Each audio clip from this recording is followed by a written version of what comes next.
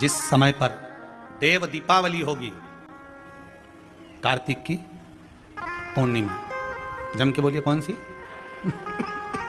कार्तिक की पूर्णिमा, जिस दिन देव दीपावली होगी, जिस दिन नाग दीपावली देव दीपावली मनाई जाएगी, दिया प्रज्वलित करने के बाद जब दीप ठंडा हो जाएगा, उस ठंडे दीप में, ठंडा होने के बाद दिया जब ठंडा हो जाता है, बाती लगाने के बाद उसमें जो तेल रह जाएगा, बाती का अंश रह जाएगा, उसके फल से, कार्तिक महीने के फल से तेरी गति सवरेगी और तू नारायण के धाम में सदा विराजमान रहेगा। उस कार्तिक की पूर्णिमा के दीप की जली हुई बाती के भी पुण्य का भाग गजेंद्रासुर को मिल गया।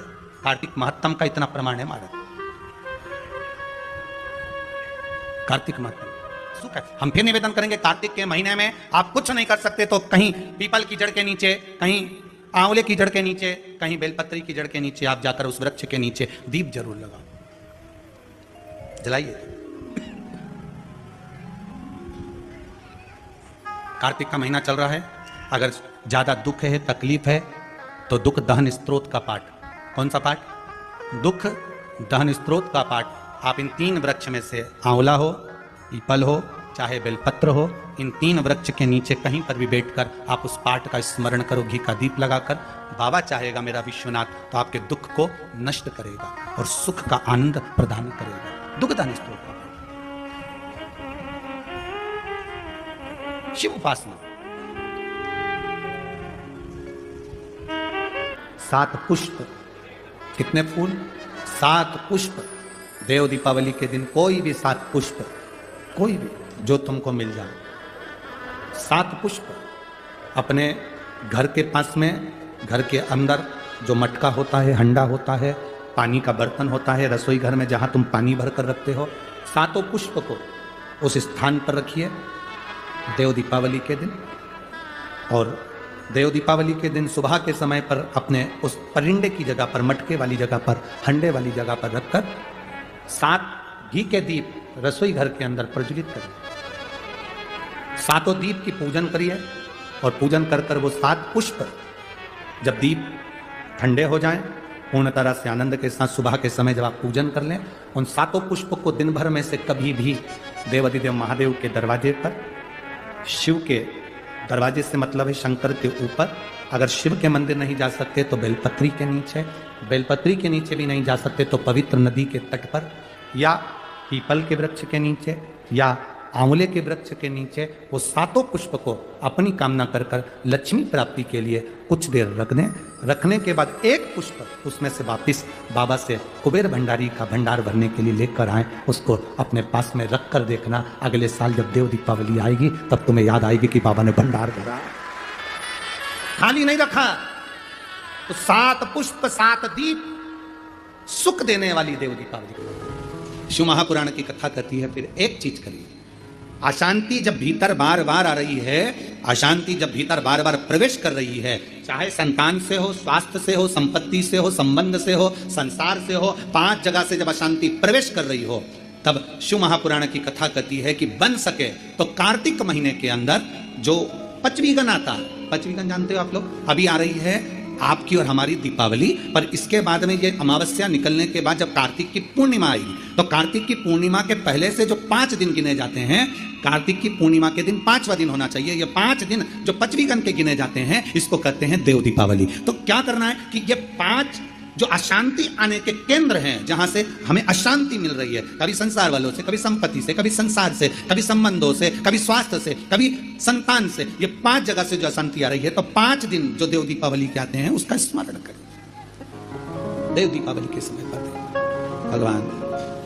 देव दीपावली के समय पर इसको साधने का प्रयास करें। देव दीपावली के जो 5 दिन हैं, उन 5 दिन में आप अपना क्रम, शंकर भगवान को जब जल चढ़ाने के लिए शिवालय की ओर जाओ, जाते हो रोज? सब लोग जाते हो?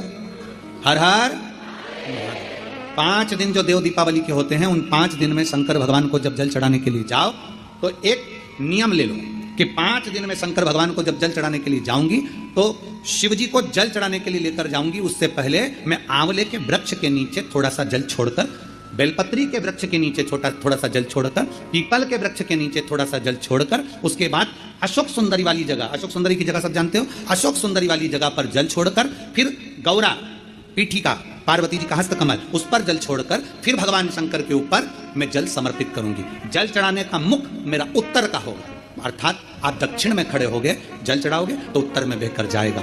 5 दिन अगर आपने ये 5 दिन का नियम धारण कर लिया शंकर को जल चढ़ाने का, तो ये निश्चित है 5 स्थान से जो हमें अशांति मिलती है मन में पूरे वर्ष शांति बनी रहेगी, कभी क्लेश नहीं होगा। संपत्ति से अशांति मतलब लक्ष्मी नहीं आ रही है, टेंशन बना हुआ है, कोई पैसा खाकर बग गया, कोई कुछ लेकर बग गया, कोई कुछ कर बग गया, उस शांति के लिए भी हमें आंवले का वृक्ष, बेलपत्र का वृक्ष, पीपल का वृक्ष, अशोक सुंदरी का स्थान, माता पार्वती जी की पीठिका अर्थात हस्तकमल, और फिर दक्षिण में खड़े होकर शंकर के शिवलिंग को जल चढ़ाना, उत्तर की ओर जल बहकर जाना, भगवान शंकर से अपने मन की कामना करना। 5 दिन कार्तिक के महीने में पचवीगन में जो हम शंकर को जल चढ़ाते हैं, यह हमें भगवान शंकर की ऐसी कृपा होती है कि हमारे शिव की पंचायत के 5 देव हमारे 5 जगह से आने वाली अशांति को रोक देते हैं और हमें शांति प्रदान करते हैं, सुख प्रदान। हर हर महादेव, श्री शिवाय नमस्तुभ्यम। दर्शकों, देव दीपावली के दिन आप अपने घर के मटके के पास जहाँ पे आप पानी रखते हैं रसोई घर में, परिंदे के पास आपको 7 दीप लगाने हैं और 7 पुष्प रखना है। 7 पुष्प में आप कोई भी पुष्प ले सकते हैं जो आपको मिल जाए, सभी पुष्प एक ही तरह के होने चाहिए। 7 पुष्प ले लीजिएगा।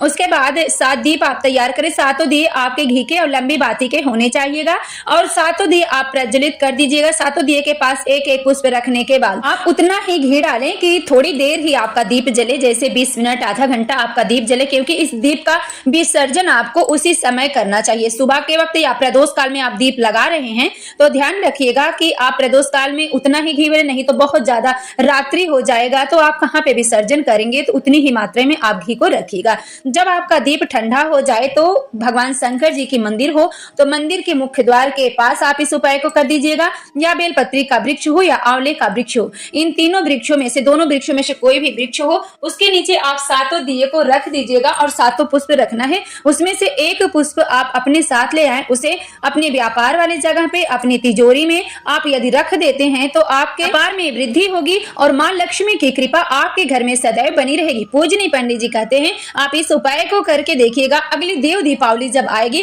तो आप बताइएगा कि आपको कितना लाभ हुआ। इस उपाय को ज्यादा से ज्यादा कोशिश आप प्रदोष काल में ही करने के लिए करिएगा। प्रदोष काल का जो समय होता है सूर्यास्त के 45 मिनट पहले 45 मिनट बाद का प्रदोष काल कहलाता है, तो आप प्रदोष काल में करिएगा। यदि आधा घंटा आपका दीप जलता है तो 7 से 7:30 बजे तक आप इसे विसर्जन कर दीजिएगा। आप इस उपाय को जरूर करें। जो भी भाई बहन चैनल पे पहली बार आए हैं, चैनल को जरूर सब्सक्राइब करें।